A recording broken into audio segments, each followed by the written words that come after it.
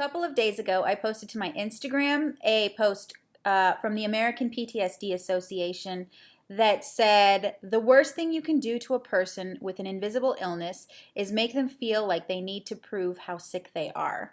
And so I kind of wanted to discuss that because I got a lot of really good feedback on it. So stick around, and that's what we will be talking about today. Please hang up and try again. Hello. So yeah, like I said, we're going to be talking about invisible illnesses and invisible wounds today. And the reason is because I posted that to my Instagram account, amy.long.82, and I got immediate feedback from it. A lot of people saying, yes, this is exactly how I feel. I've had to explain it over and over again. And it kind of brought to light a few things that I had seen, on Facebook as well, where a wounded warrior would park in the combat veteran spot and get a nice little note on their car stating, if you're not actually wounded, then why are you parking in the combat veteran spot or the Purple Heart spot? That just because you can't see what's wrong, just because you can't see a missing limb or anything like that, doesn't mean that this person isn't wounded, doesn't mean that this person wasn't in combat, because PTSD, you can't always see it. You're not always going to recognize it immediately, unless, of course, you have it yourself, and then you're more likely to recognize it in others. And then that's not the only thing. Wounded warriors, they are either severely injured or severely or seriously injured, but they could also be ill. It could be someone with cancer, somebody with multiple sclerosis, somebody with lupus.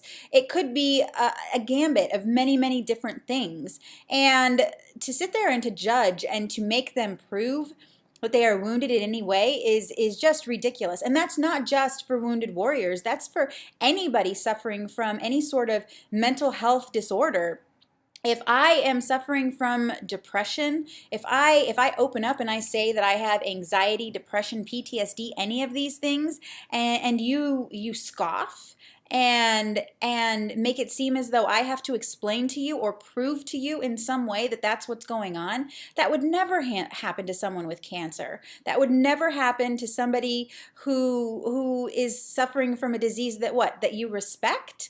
I've never understood that, but it seems like because of the stigma behind mental health disorders, that it is seen at times as a sign of weakness, until of course you're going through it and then you realize, wait a minute, it takes a great deal of strength, a great deal of courage to get up every single day and to face the world and to try to do everything that you need to do.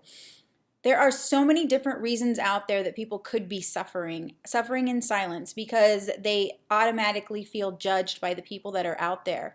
And so I just wanted to say that just a little bit, that it's not for you. The burden of proof isn't on the person who is suffering. They've already reached out. They're going for help, and if they choose to talk to you, it's because for some reason they trust you.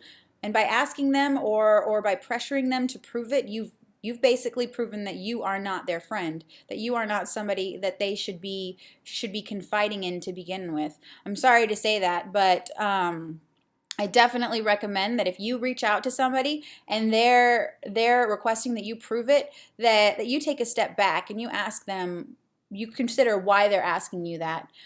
But at the same time, sometimes they could be asking you just questions out of curiosity. What does that mean? How does it feel to have depression? How does it feel to have PTSD? Some of the questions that they ask a lot of times, especially with combat veterans: have you killed somebody? Are you going to freak out? These are kind of silly questions that I wish they wouldn't ask. Not everybody who has PTSD has killed somebody. PTSD can also stem from any sort of trauma. It can actually come from a really bad car accident. It can come from sexual assault. It can come from a severe injury a traumatic injury of some sort. And it doesn't necessarily mean that somebody was shooting at you or that you were being attacked in some way, although with sexual trauma, obviously you were being attacked in some way. So asking those kind of questions is a little bit insensitive, I would say. So just think about that. When somebody opens up to you, maybe just saying, wow, that is intense. That's all you got to say. to feel the need to ask questions to kind of make them feel as though they've got to prove it. I will tell you that a lot of times my friends who are suffering already feel somewhat judged, and that often, it doesn't always stem from the outside world actually judging them. Sometimes it's based on the judgment that we bring on ourselves. I talked about this just recently with a group of people that I was trying to explain invisible wounds to. One of the biggest things that I fight is the internal dialogue. Is Amy. There's one Amy, and I will call her rude, disrespectful, mean, and then there's the nicer Amy that I am trying my very hardest to let her speak louder, to let her opinion matter more to me than the female dog version over here. But this one over here, she is very loud, she is very angry, and she is often telling me, you're weak. You need to fight harder. Why aren't you over this? What is wrong with you? Why are you dealing with this? Your life is great. My life is really great. I have so many things going for me. I have an amazing job. I have so many great friends. My recovery is going really well. And I honestly, I love the recovery process. Well, that's hard to say. Okay. I like certain parts of the recovery process. I really enjoy learning about psychology. I really enjoy dissecting the pieces of the brain when I can separate myself from the actual traumatic incident. There are times when there are a lot of times when that's more difficult for me. But I do enjoy the actual intellectual scientific process behind it. And trying to figure it out and putting together the pieces of the puzzle and seeing teeny tiny bits of progress. That makes me feel a lot better, and so that's something that I'm trying to focus on a little bit more. Where was I going with this though?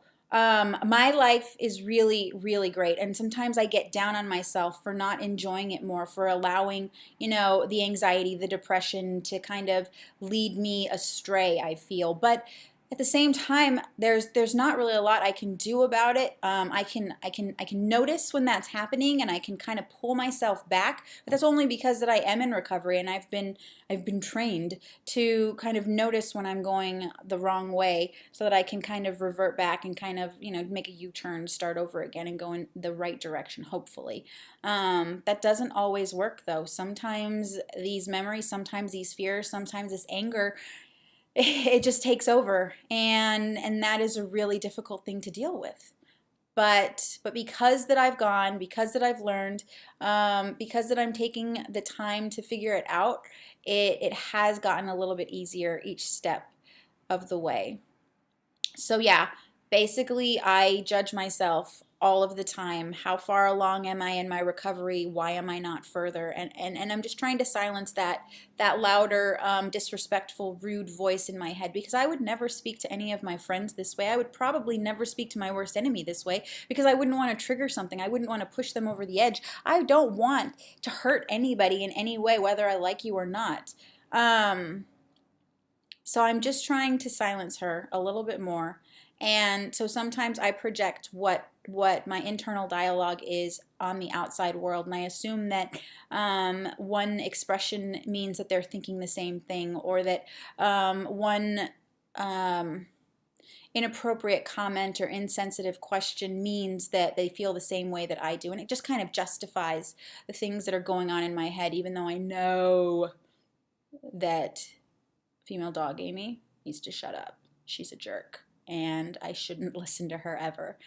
But it's all confirmation bias. I am out there looking for reasons why she's right. I'm looking for you to justify it. And so just remember that when you're asking, somebody to prove that they're sick, it's not helpful. And if you care about them, then your main goal should be to help them out. So take a minute. I hope that helps. I hope that helps some of you guys out there who are suffering from these things as well, because here's the deal. I hope that you're on the road to recovery. I hope that you've reached out to somebody, and if you haven't, I hope that you will. It's my main goal is to figure out what is the right path for you. How do we get you on the right path? Even if it's just you out there researching and trying to figure it out on your own, perhaps that'll lead you so that someday you'll have the opportunity, or you'll have the instinct, the gut feeling that you need to go in there for help. Because until I did, I was not living a full life. And as I'm getting help, my life is getting a little bit better and a little bit better. And I don't know, I'm really glad that I took the time. So I hope that you will too. Thank you so much for indulging me. Thank you for taking the time to listen. I care about you, and if you need anything, just leave me a message below. Subscribe for my next videos. Check out my blog, check out Instagram, Facebook, all of that stuff. It's linked down at the bottom. And I hope to see you next time. Thank you. Bye.